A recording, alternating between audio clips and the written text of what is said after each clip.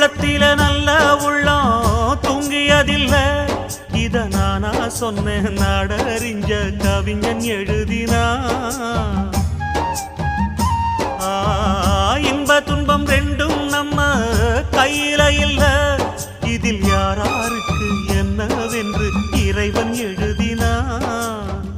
கல்லடிய வாங்கிக்கணும் காய்ச்ச மறந்தான், சொல்லடிய தாங்கிக்கணும் நல்ல மனந்தான். இங்கு காயம் பட்ட நெஞ்சம் இது உறங்க முடியுமா? என்ன வேலை அது, என்ன வேலை? மன நிம்மதிதான் இங்கு என்ன வேலை?